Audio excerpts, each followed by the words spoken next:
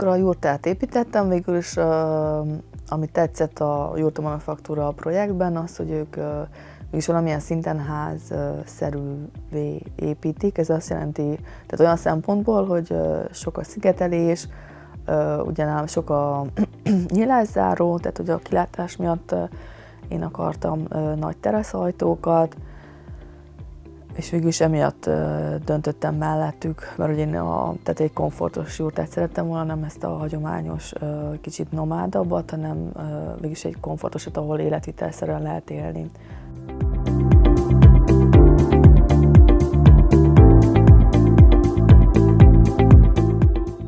Hogy jurtában élek, ez teljesen véletlenszerű döntés volt. A szomszédom üzemeltetett egy jurtahotelt, és sokszor átjártam hozzá, és akkor végülis így fedeztem fel a jurtát teljesen véletlenül, és nagyon megszerettem, és ő végülis a Gábor beszélt rá, meg maga az érzés, hogy egy jurtában lenni, ez nagyon különleges volt, és nagyon jól éreztem magamat, és így döntöttem el, hogy akkor jurtát építetek.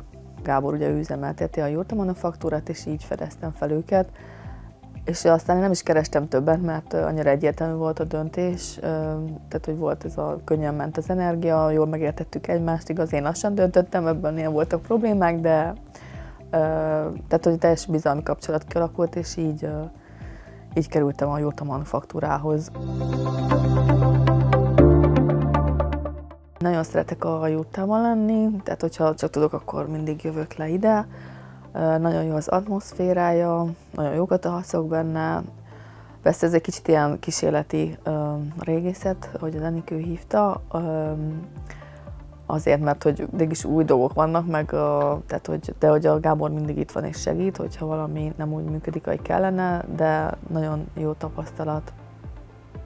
Tehát nagyon kellemes élmény itt lenni. Komfortra, meg teljesen ugyanolyan, mint egy ház nekem, tehát én vidéken születtem családi házban, utána téglalakásban éltem Budapesten, tehát hogy így nekem hozza ezt a komfortos érzetet, és persze, de közben olyan, mint egy ház, tehát a házban mindig van mit csinálni, de szerintem ez senkinek sújdonság.